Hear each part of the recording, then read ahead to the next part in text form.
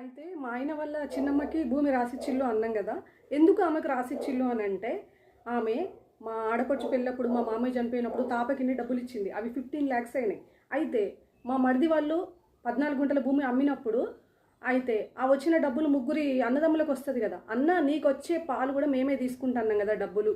అయితే చిన్నమ్మకు మనము ముగ్గురు పొత్తులో ఇచ్చే డబ్బులు నీ తరపునవి మేమే కడతాము, నీకు వచ్చిన డబ్బులు మేమే తీసుకుంటామని తీసుకున్నారు. తీసుకొని ఆ చిన్నమ్మ గట్టకుండా వీళ్ళు పర్సనల్గా ఎక్కడెక్కడ తెచ్చుకున్నారో అక్కడ ఇచ్చుకున్నారు.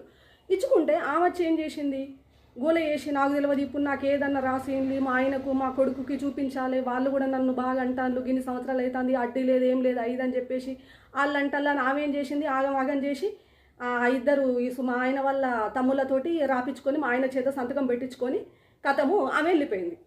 ఇప్పుడు మాకు మస్తు ఇంట్రెస్ట్ పెరిగిపోతుంది. మా ఆయనకి సంవత్సరం నుంచి చెప్తాను ఆ భూమి సేల్ చేయి, ముందట అన్నం పెట్టుకొని పసులతోటి ఉన్నట్టున్నది మాకు.